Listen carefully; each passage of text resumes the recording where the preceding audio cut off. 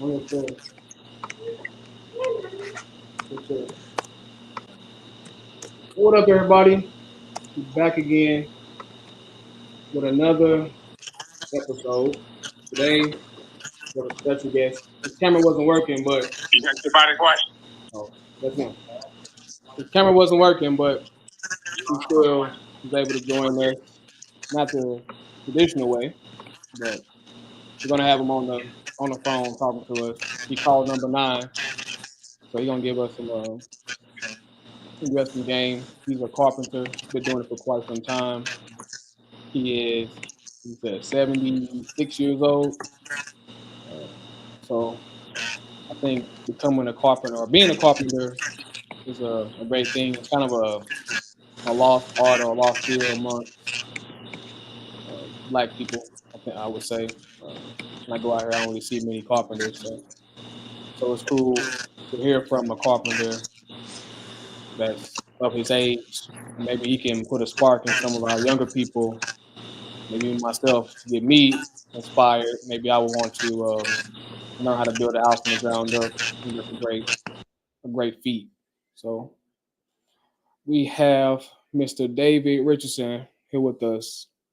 Mr. Richardson, you back? Yes, I'm here. Welcome. How you doing? I'm wonderful, and you? Doing good. Well, Wonderful. thank you for joining us today. I know we had some technical difficulties, but appreciate you sticking around and being with us. It's my pleasure. So here we can't see everybody, but here we have Kiki, we have Shet, we have Jocelyn, we got Tasia, Dave, and myself. And we're happy to have Looking you at finding your T-shirt. here with us. I know you got your son with you, trying to get him ready for school. Come on, I'm available now. But if you could just tell us a little bit about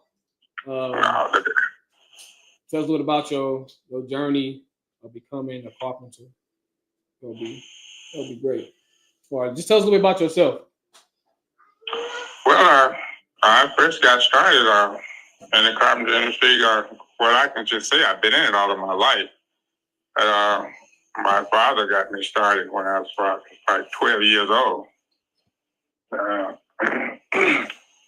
he first put skills on my hand at age 12, and he saw that I had an interest in that those kind of things. You know, I was always following them around, doing different things, want to know what make it tick, and he just always gave me a leeway. Let me have the leeway. You know, he would.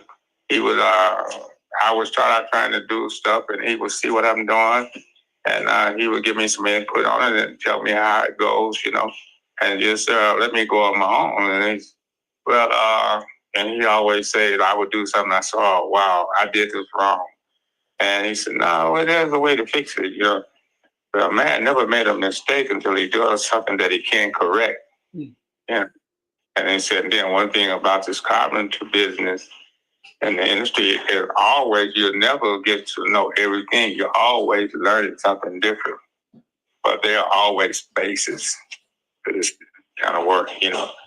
And so I learned that the bases are first are knowing your material, knowing all the name of a different board, different wood, different kind of wood, different grades of woods. And that's very important, you know, and knowing how to separate your interior and exterior materials.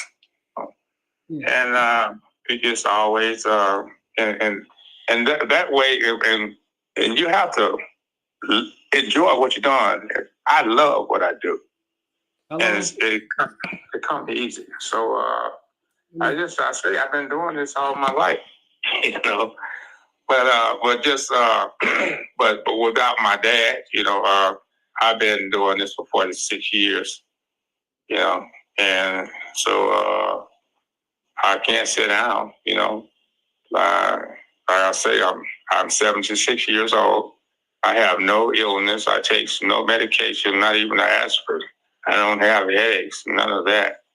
But I was in a car accident in 1968, and I got hurt my back, and I had back surgery in '85. So I have a do and don't list, and my don't list is longer than my do list. So that's the way I protect my back, So Okay. Yeah. So you've been doing this for 40 plus years. 40 plus years, 46 years. Um, On my home. What's the first thing you built that made you money, or something you built that made you proud? The first thing I did that made me proud, I say, in 1961, we moved out of we stayed out in the country, America, and we moved up in town. And my dad had rental property there, and so we moved into one of the rental properties, and then we had a house built.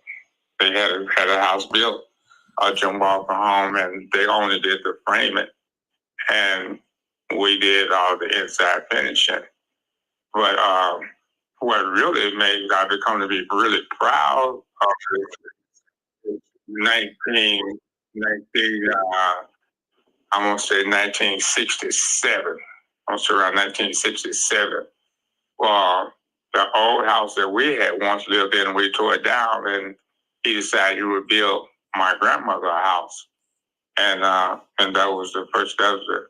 And I was like about 14 years old then, and we built this house from the ground up. And I thought it was very intriguing, when he started showing me how the foundation was going to go. He says, you can't build anything without a foundation that goes with life as well. You must have a foundation, build a foundation, a solid foundation.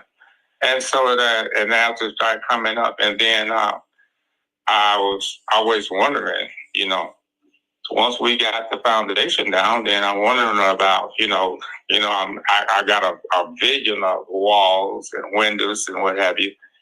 And he says, I said, okay, well, how we're gonna do the walls? He said, well, it's called framing. We're gonna do the framing. So you lay the board, your 2x4 down on the floor, and you attach everything together, and you stand your walls up, And and he showed me how to take the measurements for windows. He told me that windows come in different size, 2x8s and what have you. So then he showed me how to do window casing. You do your window casing, that's for your windows. Set your windows in. That was very. What is a casing? Very intriguing. That was very intriguing to me there. What is a casing? Like, for people that don't know any buildings. A casing is where you're gonna set your windows in. Your window's gonna fit into that casing. Your window's gonna fit from the outside of your walls. Your exterior gonna fit from the exterior, and your casing gonna become the interior. Okay. Okay, that's the flat part of your windows. The flat board around the top of your windows, down the side and down the bottom. That's your case, and then you're gonna put your facings around it. And so then he showed me about how to do, that's what you call inside finishing. Then it came so far to where that's all I really wanted to do. And I went to work for a building and remodeling company. And and doing all new construction, and I became an inside finishing carpenter. That's what I love most how to do. But now I don't have a favorite. I love it all because there's nothing that I can't do. There's nothing I don't know when it comes to carpentry. You can't miss me when it comes to a house. Residential. You can't miss me. All right, give me a second. For everybody that's watching, we have Mr. David Richardson on here. He couldn't join. His phone wouldn't let him join the video, so we have him on his phone. He's still talking to us. So I appreciate him being here. He is a carpenter. He's been doing this over 40 plus years. I'm hoping that there's some people out there that would like to learn how to, use their hands and get out here and create something. Because there's more things out there than just, making content on social media. I love making content, but making content on social media, working at a 9 to 5. You can be a contractor and use your hands to make money. So that's what he's been doing over 40 plus years. So and that's what he came here to talk about. But now I would like to see if anybody would like to ask him a question about like what he does or any question in general about life or whatever. Well, I got a question as far as Yeah, let's say if you let's say if you a young black man out here in this world and you enjoy carpentry, you enjoy fixing stuff with your hands and things on those lines. But how can you compete in today's market? I'm just gonna be 100 with illegal immigrants taking all the carpentry and the home jobs and things and fixing home jobs. How do you compete with that? Okay. I'm glad you asked that. I don't feel that I'll be outdone or forced out of anything, because like my cousin Michael, uh, he passed last year. That was my business partner. He had retired from Delta State College in Cleveland, Mississippi, as a leading carpenter. Okay, and so he and I was working together. He would come to Tennessee, he and I would do jobs together. I would go to Mississippi, and we would work together. But he passed last year, so then I stopped doing a lot of stuff. I started turning down a lot of work, especially uh, kitchens and bathrooms is what I had really got into. Kitchens and bathrooms. And so when Michael passed, I started turning down that kind of work. But then about 3 months later, there was some Mexican guys doing some painting work and remodeling in my area. And I went to them and showed them a video of a project that I had bidded on. And I had got the bid. And he gave me a phone number. No, he had one of his cousins to call me. And I talked to him. And we got together. And that's who I'm working with now is Mexicans. Mm. They are consistent working peoples. They are hard-working peoples. And they're dedicated to what they're doing. And they do quality work. So that's what I do now. I sub out a lot of my work to Mexicans. They're very dependable. So I don't feel like I can be forced out because of my experience, you know. And that, okay. And that's what people really looking for, experience, Okay. What if you don't have any experience? Like you just coming in, starting off. What would the best route to be to jump into this industry? If you don't have experience, again, I would say just wanting to do it. Effort is a big key. Effort is the main key. Having the effort to wants to do this, whatever it is, and you apply yourself, and show up and show that you had effort and that you're interested in doing this, and that's the way it would go. I'll take for instance, I'm gonna say like my son. He's 14 years old. He loved working with me. Mm. He believed he can do whatever I can do. He loved trying to do things. I have videos of him at age 10 years old with a kill spray can in his hand, spraying the ceiling that I was working on at one of his teachers' houses where he had a water leak. Hmm. and we had straightened up all the popcorn off the ceiling. And I was going, before I go back to retouch the ceiling, I got the spray kit. I got to spray kill all the water stains. I stepped out, stepped back in. I said, son, shake my kill cans up for me. He said, I already have that. I stepped out, stepped back in. He was up on the step ladder spraying his cylinders. Never had a spray can in his life before. Never had a spray can in his hand before in his life. I told him, you're holding it too close to the cylinder. Hold it down and you'll see the fog expands out. And to stand there and watch him, no. I feel that he would be more relaxed if I walk out and leave him on his own. And that's what I did.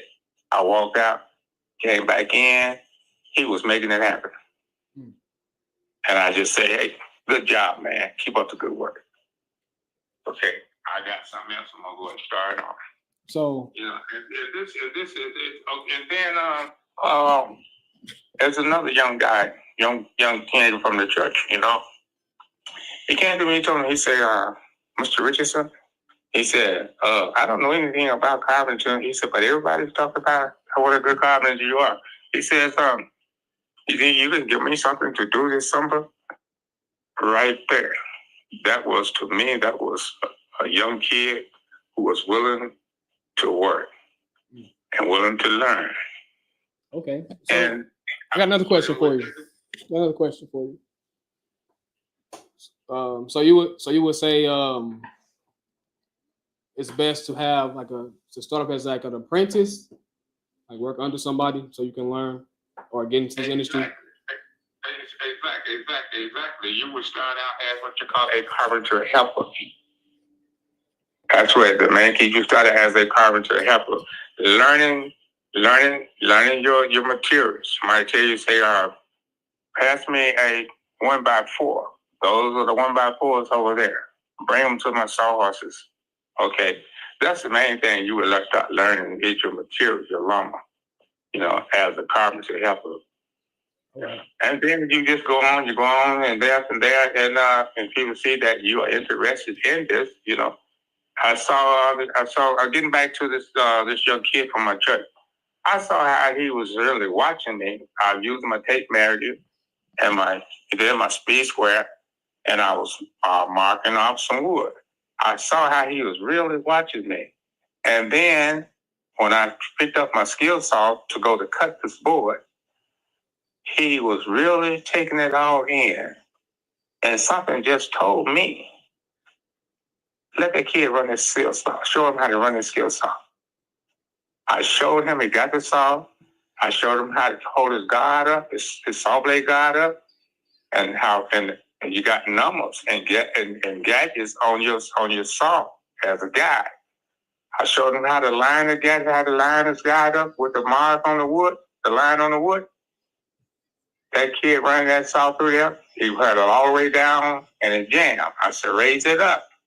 He raised that saw blade up and held that saw with both hands. He saw the way I was holding the front of it. That kid cut that wood like he'd been doing it all the time. You know? And so that really amazed me to see how the young kids do this, you know what I mean? And want to do it, you know. And it took me back in the time when I was his age. All right. Let me get one more question from somebody. I don't want to hold you on here too long, but okay. I appreciate you being here with us. Let me get one more question, and then I'm gonna let you get you some rest. I know it's getting late. Who got an additional question? Let's see.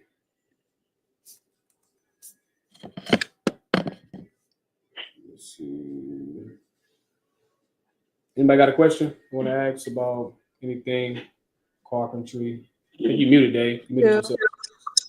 I wanted to know, do you think carpentry is one of the jobs that could be taken by AI, robots? No, definitely not. That would never happen. Impossible. No. There are too many. There are too many. There are too many incisions. You know. No, there are too many incisions. There are, especially on inside finishing. There are too much back bending, knee work, knee bending, and what have you. There are too many incision measurements. There are too many incision cuts, angles, different degrees. So no, it would be impossible. That was a good question. So, like, I know a lot of people they get stressed out about AI taking all these desk jobs in the future. So anybody out there, maybe thinking about AI taking your job, and look into some trades like becoming a carpenter, a plumber, or electrician, like something that you can use your hands that currently a computer can't do. Because in the future, them jobs are going to be valuable. Like having those skills is going to be valuable. And then the carpenter industry, this is a job that will always be. At work, it will always be. Always. Building will always 3D homes? place. Oh, yeah. Hold on, we got a comment. Ked said building 3D homes with a machine, one operator. Oh, yeah, of course. You still need people to lay the pipes and do the electric and paint the wall. I don't know. It's just little details. And then somebody have to fix those things, fix the walls when they break down, repair the foundation, and cut the drywall when the house flood. Somebody have to come out there and cut the drywall when the house flood. That's exactly right. I just finished doing some of that at one of my church over house. She has in her attic. She has an AC unit. The water pipe busted, and she had ceiling damage, floor damage, and it was an insurance job. I went out and I subbed some of that work. I subbed out from another contractor. I taken out all the ceilings in the dining room, kitchen, living room. I taken out all the sheetrock and the padded insulation. You got paid. You got paid with that through an insurance company. Oh yeah, yeah. Yeah, I forgot about that. You can get insurance through that. Yeah, I like doing the insurance job because the inspection. Go to the inspection. I love showing my quality work. I love doing work. I love doing work where I'm gonna get inspected because I know I'm gonna pass. Ked said, "Hey, Cass. I got one more question. I'm done. And another thing, speaking of Cass, I learned a lot from Cass' dad. Okay, I learned a lot from Cass' dad. Yeah. Okay, I got one more question. We got another question for you. Have you ever did a job to where the customer didn't like it and was unsatisfied? If so, how did you handle that? The only time that ever happened through a customer who was trying to beat their way through and come up with problems.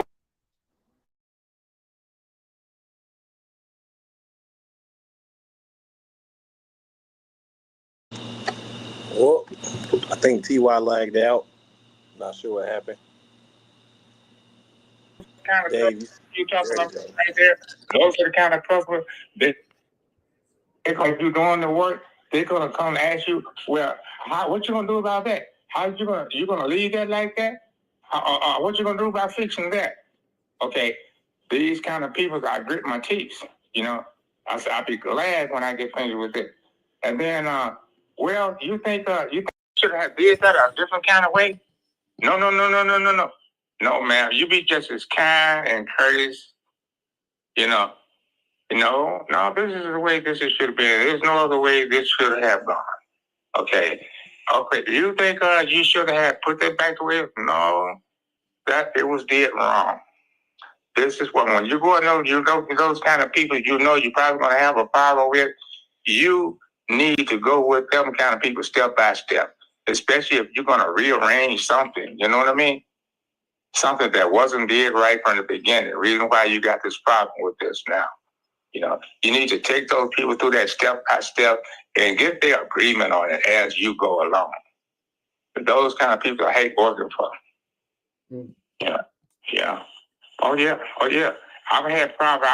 I've had problems where with people after I finished, then they ask me if I was a licensed contractor.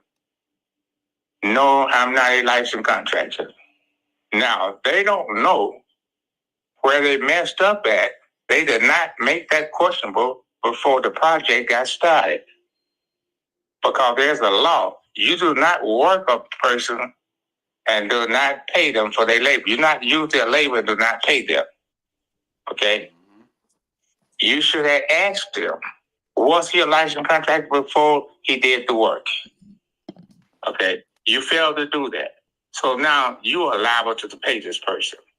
Okay? If you asked him, was he a licensed contractor before he started the project? And he said no. And if you allowed him to continue to go on and do that job, and even if that person get hurt on that job and decide to want to sue you, you are still liable for the lawsuit. Because you accepted them to go to work on a job without a license. Okay, but I would never do that in life. I would never sue somebody. I would never go on someone's job and get hurt on a job or something, get up on a structure that's rotten to the fall, because I was supposed to expect that as a carpenter. Okay. Hold on. You got another. I have run into all type of people. You got another comment. Let me see. Ken said he fumbled the opportunity. Hold on, my camera. Ken said he fumbled the opportunity. He should have been paying attention when his dad was trying to teach him, but he was out running the streets. Because his dad was an architect. I learned a lot from his dad. Dad and I, we rebuilt my mama's house back in Murder, the house that you came through where we took your pictures and everything. Mm-hmm. That house burnt down to the ground. Cass, Dad, and I, we rebuilt that house back from the ground. Yeah. That's true. That's true. That's cool. I'm down this one. I got a question. We got another question for you. So I got one after you. All right, mine's just a simple, short question though. I got you.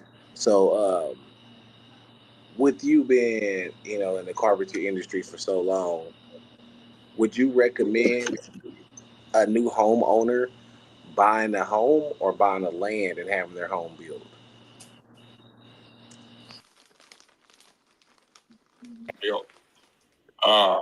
Because if you buy a company home that new home, we don't talk about new home that's already that's company built.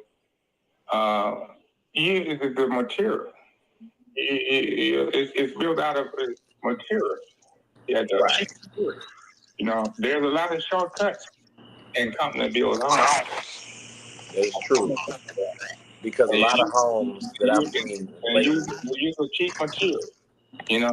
Mm-hmm. Yeah. I mean, the problem you're gonna have later on in the house, once the house starts to settle, you're gonna start having wall problems, right? Drywall, or what have you. Okay, if it's a brick home, you're gonna start to have cracks in your bricks, your exterior, Yeah. You get a better house if you have your home and you have your house built from the ground, and you go with a private contractor. That's what I would suggest. And I've been seeing it a lot lately nowadays, especially like in the Texas area, DFW area. A lot of company-built homes are basically they just get thrown up. You know what I mean? And it's no quality into the work. It's cheap material. It's a lot of issues from what I've been seeing. Yeah, it is. But yeah, that's my simple question. We have one more question. Yes. What has been the most fulfilling part of being a carpenter? The most fulfilling part of being a carpenter? Doing something, getting to do, having the opportunity to build something, and and do a quality job and making sure it's right, building it right, doing it right. That is the most rewarding for me in this work, is doing something and doing it right and watching the expression on the customer's face, that happiness, that glow, that smile, and knowing that I had all to do with that smile being there. You know, doing it right. That's the main thing right there. That's my most biggest reward right there. You know, when I get through, when I go into a house, whether if it's paint or what have you, when I walk out, I can, actually pat myself on my back with both hands and let that be reward enough to me, and say, yeah, I did that. Another happy customer.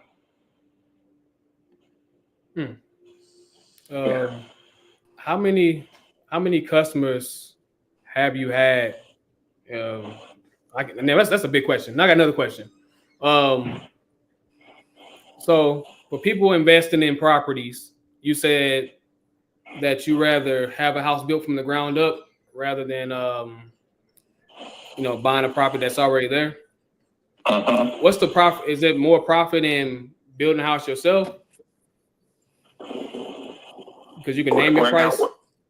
I want to say that again now. Is there more profit in building a house yourself because you can name, you can pretty much say how much the house is worth or how much you want to sell a house for? How much? That's exactly right. That's exactly right. You know exactly how much equity that is going into this house. Yeah. And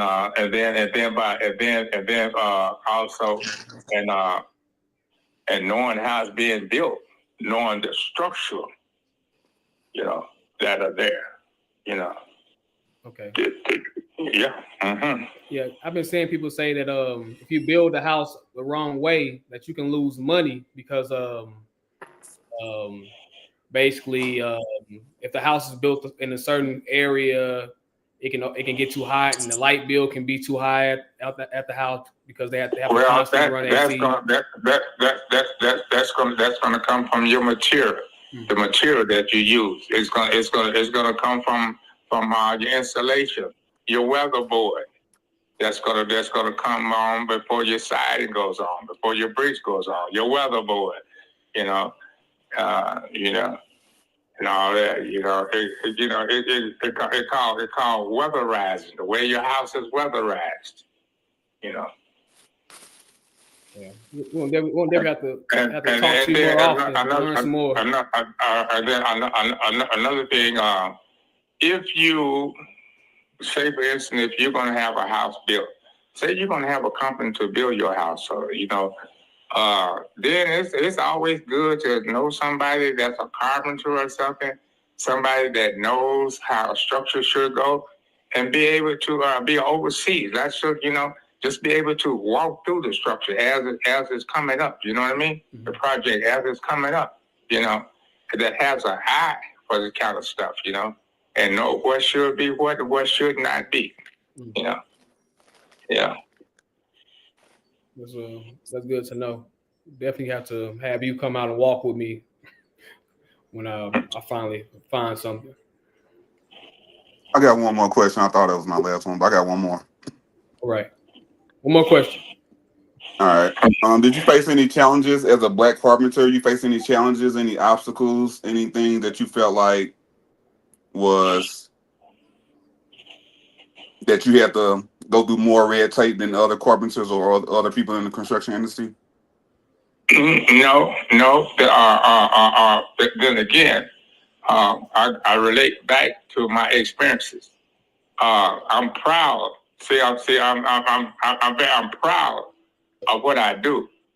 Okay, and then I feel like I'm unstoppable because of my experience, and I'm very confident in what I do. Okay, I'm very confident, and I know how to present myself quite well. And I feel like there's no man no greater than I am. So no. I love a challenge. For number one, I love a challenge. So you want to be a challenge to me, you're playing into my hand. Yeah, and I try not to allow myself to be on the receiving end with my experience. I present myself quite well. You don't handle me, and I don't try to handle you. We're going to rock this out. We're going to base this out. It's going to twirl out on equal. Okay? We're going to come out as equal. Okay? Heard that. I don't play getting put down, and I'm not going to put you down. Okay? We're going to do this in a very respectful way. We're going to do this in a manly way, man to man. So I love a challenge. Okay. So yes, you run into it a lot. Okay. I've known I have winter jobs, and I have been put through tests, and I know you're talking to me like this because I'm a black man. You want to challenge me, okay? You want to challenge my pride, okay? And I know you're kind. I know what you're doing. I see where you're going. Okay, I'm a step ahead of you already. So now, we're not going to battle this out. This is going to be a set price. I gave you this. This is not a negotiable price. Because I know you're kind. I know who you are. I know where you're coming from. I saw you coming a long ways up the road.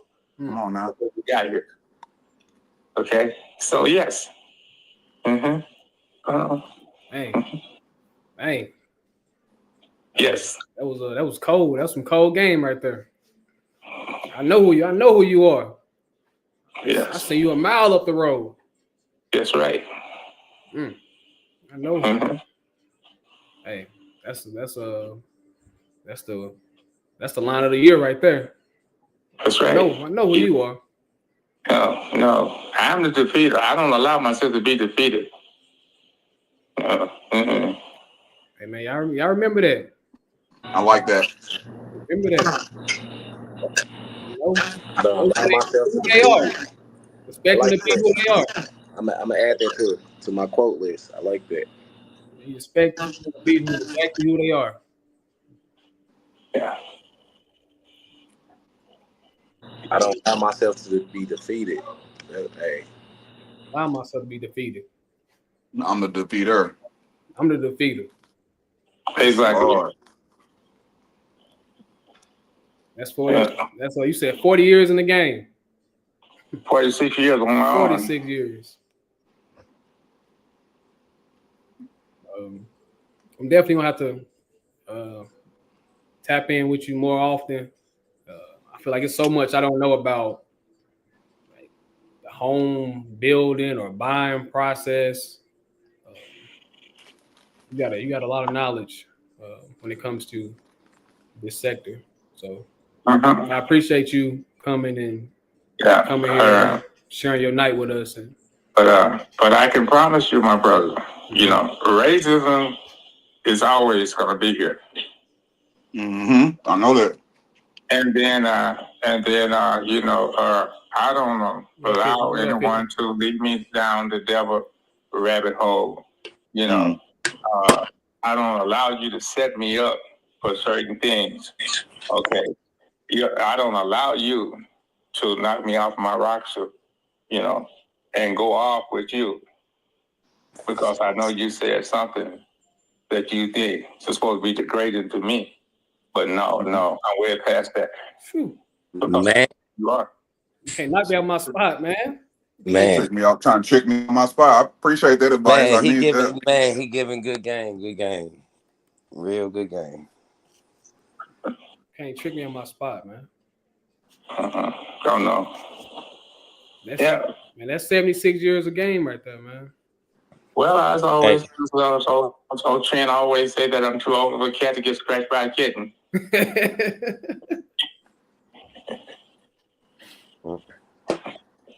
Yeah.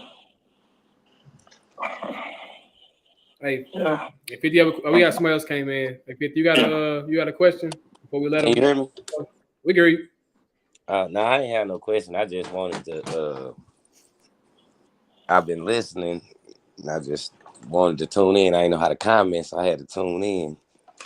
But yeah, the game he was giving it was that last part. I really wanted Well, to chime take it as a in on. compliment.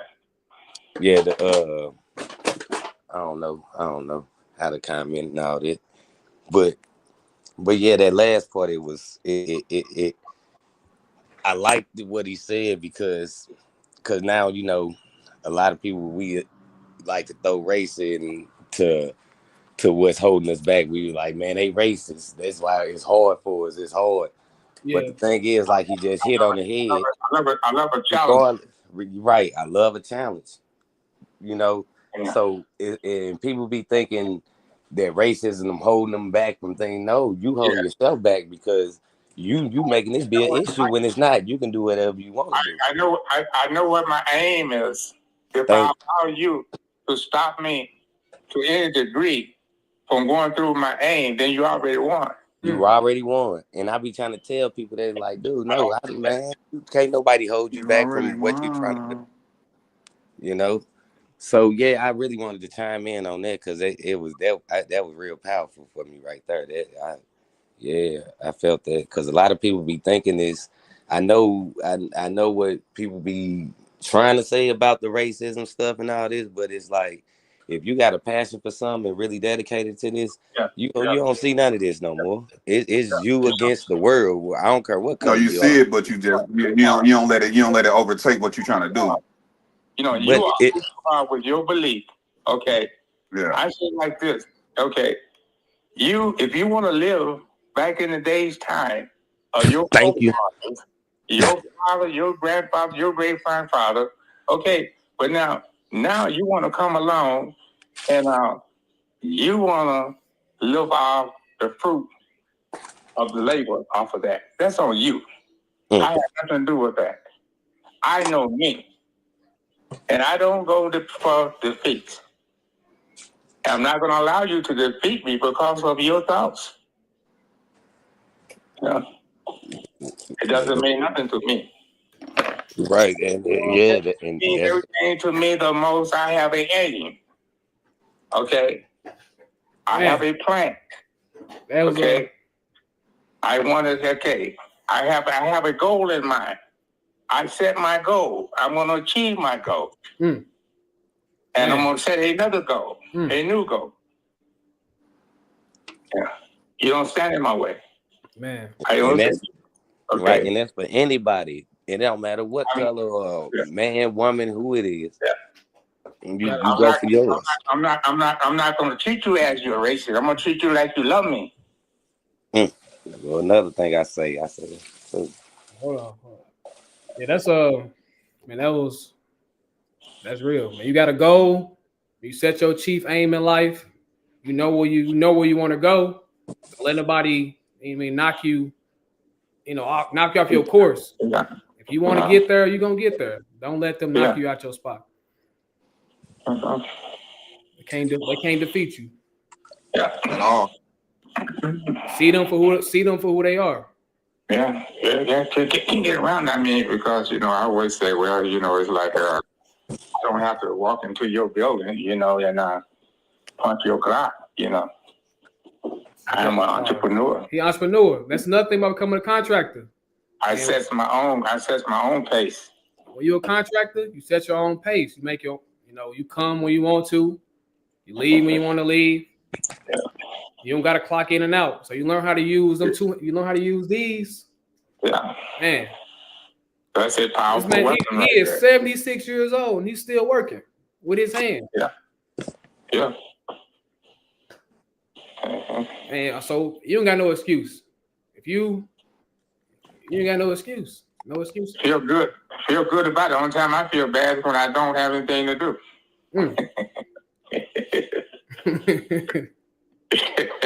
No excuses, man. I mean, what I have no complaints. I mean, for what? I mean, hey, like I said, God keep a hedge around me, and I have this old joking saying about me. I'm the youngest, oldest man that I know. I take no medication, not even aspirin.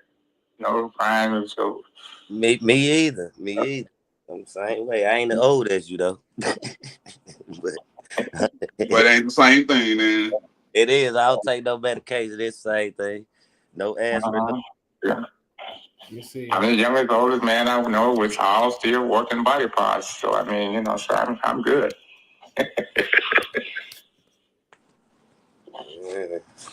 That's beautiful. That's Let me, Give God the glory. I know everybody love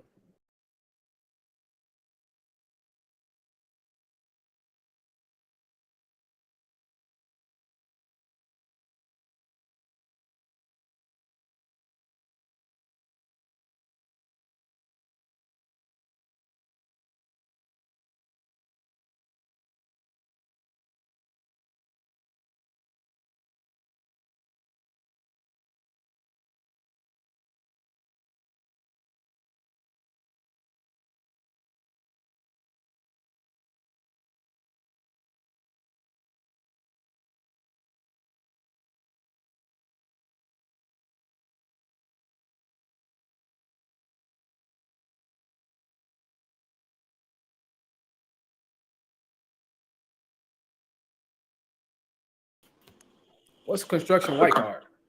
Construction white card? Yes, sir. Oh, but that's a license. So this chat GPT, that's how my generation.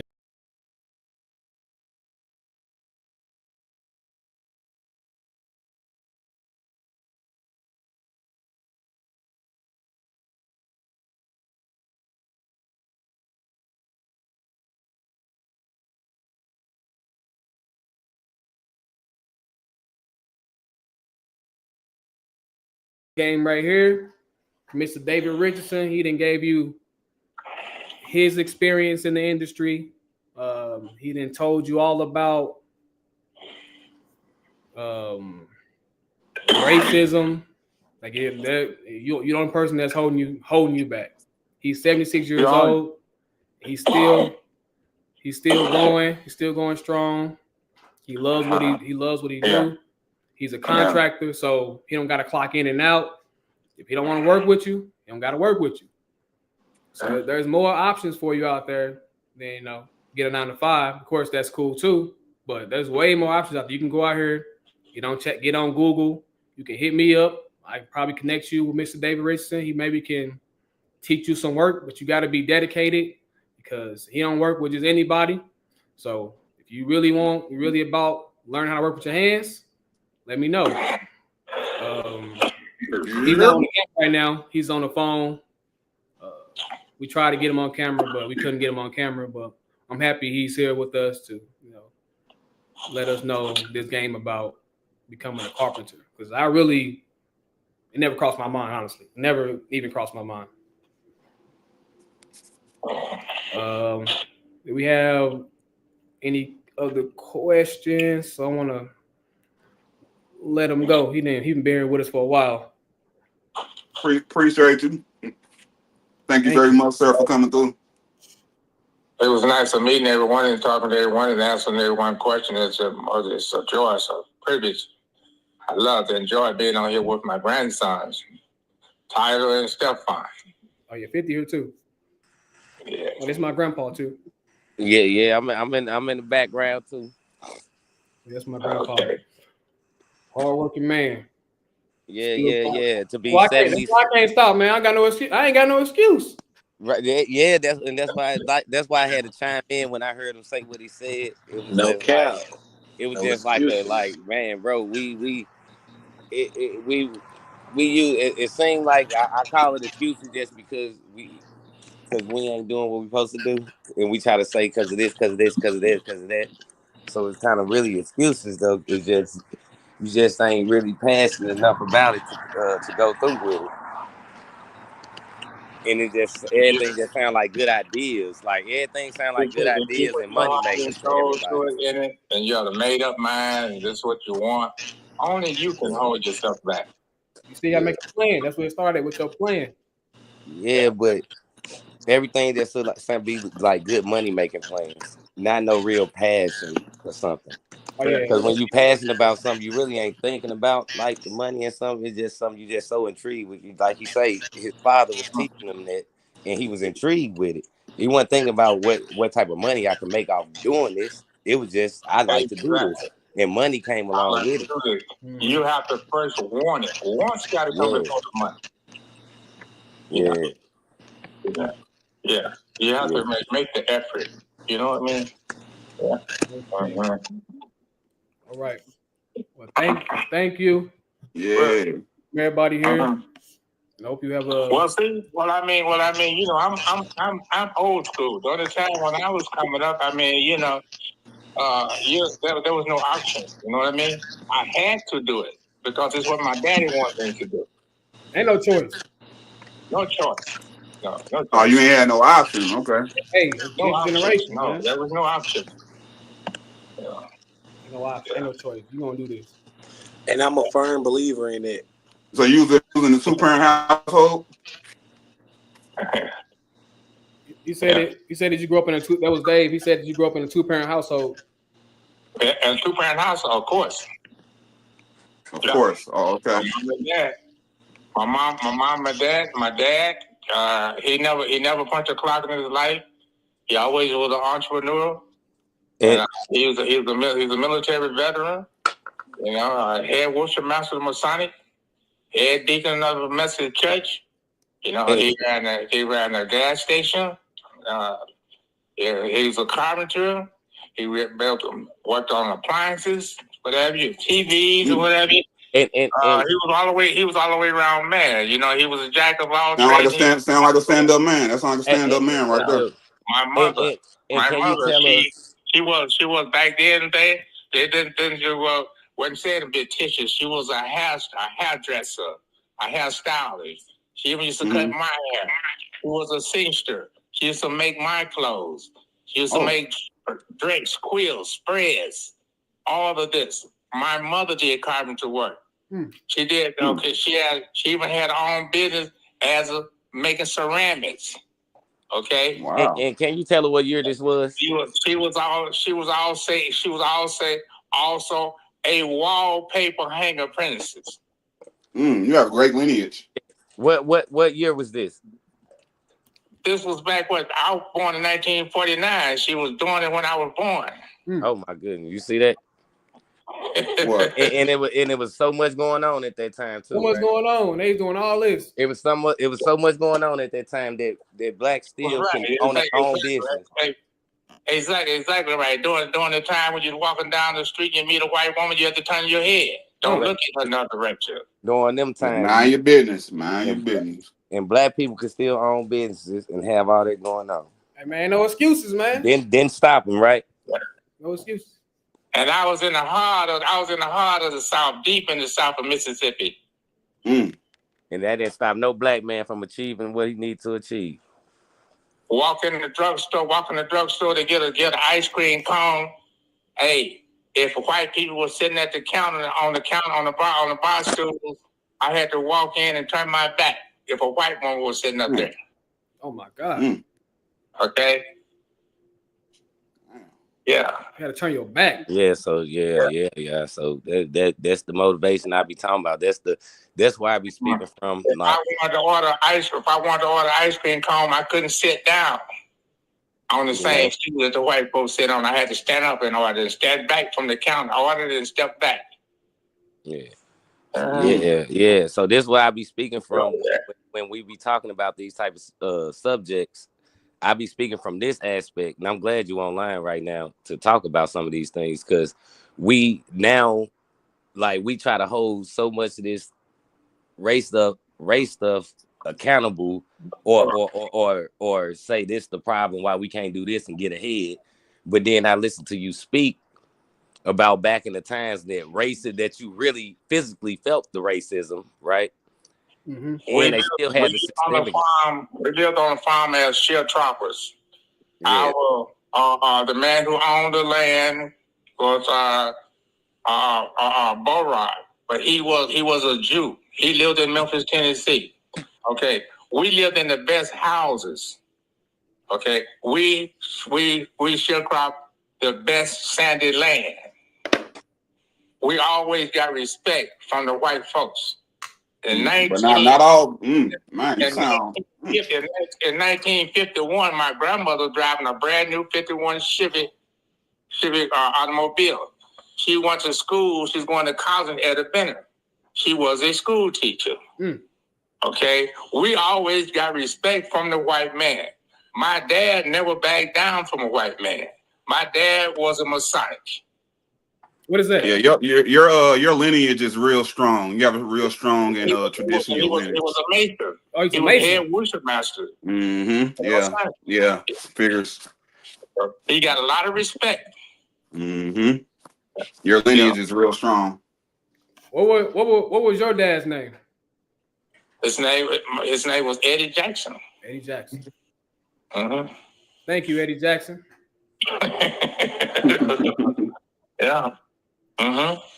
I can remember one time in this little Maricopa town where I grew up at. They had this sheriff there. His name was Leonard Yarber. So now, what part of Mississippi? What part of Mississippi you grew up in? Where my dad's gas station was at, there was a buyer running down back of the service station. The little white boys be down there shooting at snakes and turtles with their little 22 rifles. So then my dad had bought me a 22 rifle, single shot. He told me, when you come through town, before you leave home, break the gun down. Put the barrel in one hand or what have you, and the stock in the other hand or what have you. You got it both hands. Make sure it's in two different pieces, okay? Break it down. So I did that. I was on my way uptown, going down to the bayou to shoot some snakes. Leonard Yarber saw me and taking my rifle from me. I went to the gas station. My dad asked me, he said, Sonny, he said, where's your rifle? I thought you was coming to shoot snakes. I said, Mr. Leonard took my gun from me, Daddy. He said, he did what? I said, he took my gun from me. And said, for you to have to come up here and get it. He said, no, I'm going to take you up there and you're going to get it. He's going to give it to you. He put me in the car. He drove me up to the police station. And he says, Leonard, what's going on with you and my son? What's the problem with you and my son? He said, well, Jackson, he was walking through town. He had a gun. And I didn't know if he had your permission to do it or not. He said, oh, you think my son is that out of order? Out of line or something? That he would leave home with a gun without my permission? I said, oh, I think I raised my boy better than that. He said, okay. He said, well, okay, then. Well, just get through the chase. He said, well, he is here to retrieve his gun. And then he went to pass it to my dad. He said, no, give it back to him. It don't belong to me. It's his property. That man turned red in the face, but he gave me my gun. Wow. That's respect right there.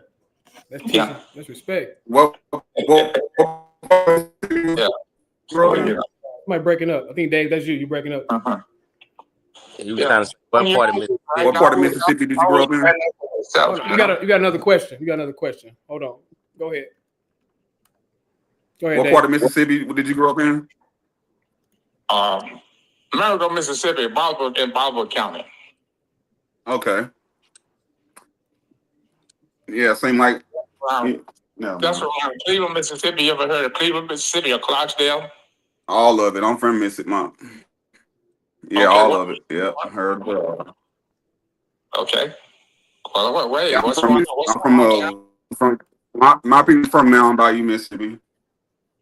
From Mount Bayou? Yeah. From Mount Bayou? Mound Bayou, Clark. Everything you name, my people's from there. Well, I don't know. So tell me, Mount Bayou, everybody called me Sonny Red. In my hometown, Maricopa, everybody called me Red Sonny. But that name, Sonny Red and Red Sonny, carried a lot of weight. You know, it was something behind that. So we ain't gonna get too deep into that one. We can. Matter of fact, we can. It's been a long time. You see, I cut it right there. Okay, we're off the record with that. Hey, man, he didn't gave us the history, man. Respect, man. That respect right there. Your dad gave your dad. That's mom and dad, both of them. Yes, exactly, man. Going uptown, now he gonna give you he gonna hand you your gun. Yeah. Preparing you how to be a man, huh? Preparing. That's right. Yeah. You don't give me my respect. Oh yeah. Mm-hmm. You don't have to. You don't have to be rude to gain it. You know. Mm. Just Man, this is just speak. Just speak with very influenced manners. You know. This is Yeah, that's what I be telling. you just tuned in. This is Mr. David Richardson. He ain't on the camera. He's on the phone. But he's a carpenter. He's been doing it for 46 years.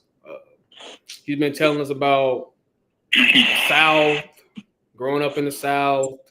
Facing adversity.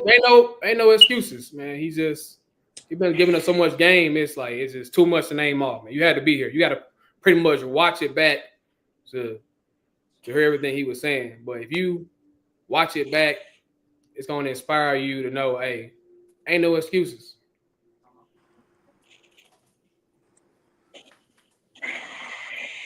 And ChatGPT gave us a step-by-step on how to become a carpenter. You can watch that too. He did too. So if you want to tap in, learn how to become a carpenter, learn how to use your hands, hit me up. May be able to get you in contact. He may charge you a fee. I don't know. His price is his price. But yesterday's price is not today's price. So you better call him fast because tomorrow you may be out of luck.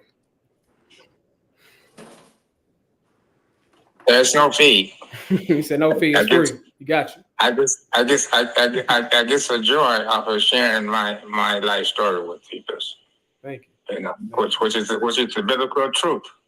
Thank you.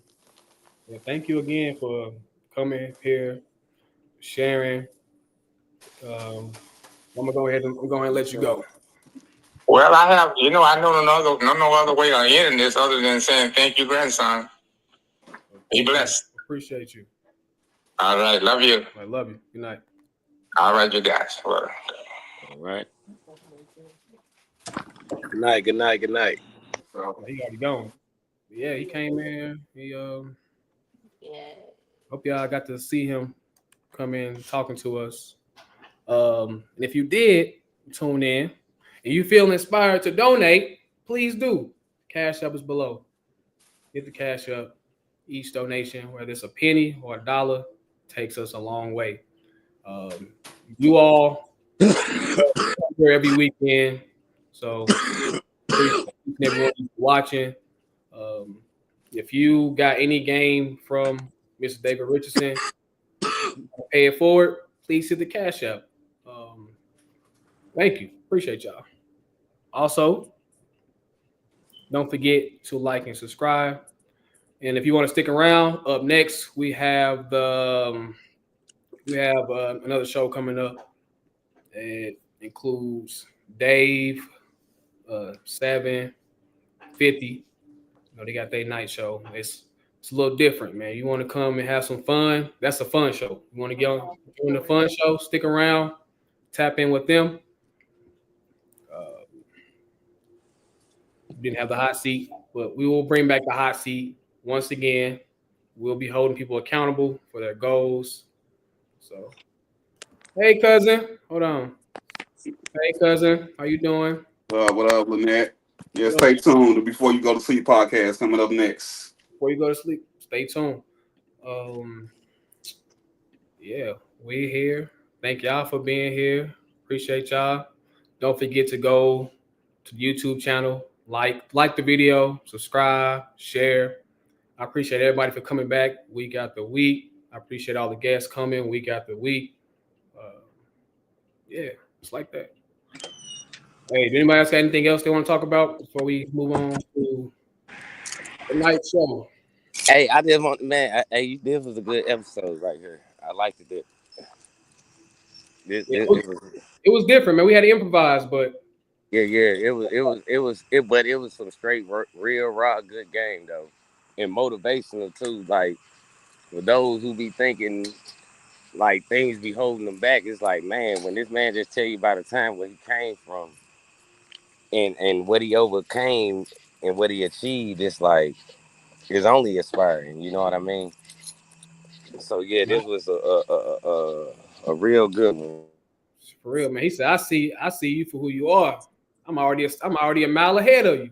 So you come a mile away. For real. Yeah, yeah, yeah. I love you. I love competition. You know, and that's how you see it. No matter, I don't care what color you are, if you trying to stop me, you can be any color, male, female, whatever. I got a goal. I got a passion. I'm finna achieve it. I'm going towards it. I don't care who you are. You ain't gonna stop me because this is destiny. You know. I gotta go. I'm So gonna get there. what advice, 50? What advice you got for people who don't got that strong of a mindset? Like what You can't advice? have. I don't. I can't give advice to nobody like that. It's something you just gonna feel, bro. Okay. It's no advice. You just gonna feel it. Okay. No other And point certain of view. things, There's no other point of view. not really, because it's a Oh, feeling. And once you see it, you'll know. That's all. It's just like sometimes just act on that emotion that you get when you do certain things and feel a certain way when you do certain things. Just act on it. That's what I can give advice to. So you gotta just act on certain things that your body react different to when you do it. It make you feel different. It kind of happy. You like doing this, and you see that you good at it, and see how far that'll take you. Yeah. It's like I'm pretty sure we all then try to help people get out of a rut or help them see things a different way. But sometimes, they just don't see the things that you see for them, for themselves. Yeah, because we always see what a person capable of. You know, that's why we always be like, man, I see it in you, man. You this type of person. You can do it. We always see it. You know, and there's no way for you to really to explain it to them or really get it to do it. It just falls on you. You just gotta, once you get that feeling, you gotta act on it. Act on it. Not for real. yeah. I like him. He's one of my favorite guests so far. Um, I almost went down another path with him. I ain't want to take it there though, because I got a lot more questions. Well, maybe I don't even make questions for him. It's more of a Like why? Curiosity Like of why? okay, man. right. You know what I'm Yeah, saying? You I want okay? to answer. You from Mississippi? Your family started in Mississippi. Mine did too. Yeah, I got all this great lineage and y'all was able to do this and make dresses. Y'all in Mississippi, same place, my same towns he named, same places my people was in. They did all this. Like I'm not pointing. I'm just questions are coming about now. Like so, what helped?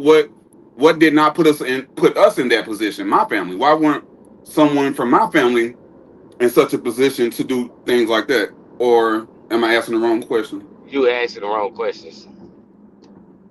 I feel like you asking the wrong question just for the simple fact I just told you. It, if that was the case, everybody's family would be perfect. You know, it's just some just take some just like you say. And everybody growing up is different. You Yeah, know, it's he But said he. this the point that I'm trying to bring out is every situation is different, every mind frame is different, Uh-huh. every point of view is different. So for one story for his family, it's probably five families that have the total opposite of what he said. So that's when I got to the how can you what can you tell somebody who didn't have all that and coming from the mud, you know what I'm saying? Like you just can't say I don't got nothing for them or what they easy is gonna have to get with it or then that means you ain't looking at it from nobody else's point of view. Aren't things situational? I the, mean, but I see. mean, he said he hold on. He said he had a son. His son, I think he said his son was 14. He had a 14-year-old son.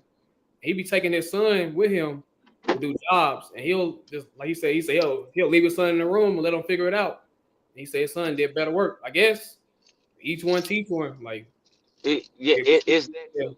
That's what I'm Yeah, saying. Is in everything situational. So you just can't say be strong, no excuses, this and that. Isn't everything like all advice doesn't go for no, every situation. I I think agree. I I I think agree. Every advice doesn't go for every situation. right. Yeah. I see. Look, what? Can you keep looking past the yeah. simplest thing? He Like I did. say, the He did simplest say come up. thing. I understand. Look, I understand you don't have no excuses. Yeah, but you I making see that with point of view clear. that Now I but want the to see thing it from is, another point of view. No, but Am the I thing not is, allowed to, I can't see it from that point of view? no, but you making it. If you won't break it down to the simplest form, that's what it's gonna be. But we can do what you call So the fractions sim- all so the day. so the so the answer is just pull yourself up by the bootstraps. Don't it's Yes, that's just it. What else conquer. can you That's do? the answer all the time. I Yes, disagree. can nobody else do it That's about for Okay, you? right. all right. I Can't nobody disagree. else do it for And I'm you. gonna leave it right there. I Yeah, disagree. I think that's the thing. Yeah. I What'd you disagree. say, Steph? I disagree. Speak How on would I it. you? dis. How would I you do it? disagree. I disagree. How Go would, ahead. how would you do it? It's not always pull yourself up by your bootstraps. Sometimes you need a little helping hand. Oh yeah. As as the song says, Man. sometimes you need a little lean on me. Sometimes you gotta lean on others to Okay. help you pull your bootstraps up. To Okay. help you to pull Yeah. you up so you can pull your bootstraps up. It ain't I always get oh one, if you will it, you two will of them. achieve it. Because if everybody can will it and achieve it, then everybody will be millionaires right now. Yep. But he did say that he did get the steps on like you become an apprentice. Like you really want to do it, you can become an apprentice step by step by step. Pretty much, if you're really interested, you can find somebody to show you how to do it. Become an apprentice, and then they'll show you the steps on how to do it. Like he was an apprentice to somebody. Like somebody showed him how to do it. He was like, "Hey, cut this out." Yeah, but don't forget though. Don't forget. This is what I'm saying. But you keep saying somebody show him who his dad. How many situations Oh, are there when they're a dad? And his whole lineage, his whole lineage is real strong. I put up His chat. his whole lineage is from top to bottom, bro. His lineage is A1. Can I I also come put up down? chat My GPT thing, and show like see, a step look, by step see, too. my thing is, y'all keep saying people need help and lean on, but it's always gonna boil down to you. You can help somebody. What is helping somebody? I said I'm done. I heard your point. I said okay. I ain't arguing. I Look, ain't got nothing but to say. this so look, check this. So therefore, if somebody say, "Damn man, I'm down on my rent. I need $100." You give them $100, Hey, we just and gonna then have the to next. agree to disagree, man. Right, because yeah, you ain't even got to do all Look, because I'm already like, okay, that's what Yeah. you're standing on. but It's just check time to me move to out the though. next topic. Yeah. No, it's But time to move to the next nah, it topic. ain't when I finish. Yeah, we can move to the next Nah, topic. it's But I'm time to just agree to saying. But disagree. You already all said right, what you well had to now say. when I finish, then we could agree Time to to move disagree. on. Hold Time to on, bro. move on. Don't cut me off. I ain't cut you off, so we can move on when I finish, bro. But I'm Whatever just they saying, when is Quotation. like You for got to learn how helping to move to the somebody, next because topic. we are, but when you helping You can't somebody, always what is want to get help? your point off. You got to learn how to move to the next topic. But I was in the middle of talking, bro. You should have been said that when People David on was. shows all the time don't get their point off at the end. You Dude, just got to yes, keep going. We all had a yes. See chance why to they ain't speak. cut let me them off. Now it's time to move on. go. But once again, what is helping somebody if they gonna need help again? Uh, if you really are you really helping them? All right. So after this, we're gonna move on to the next show. The next All show, right, man. Let's go to the anything after can show. happen. The next show, anything is possible. Anything can happen. If you want to debate, stick around. Thank everybody for tuning in. Till next time. Peace out.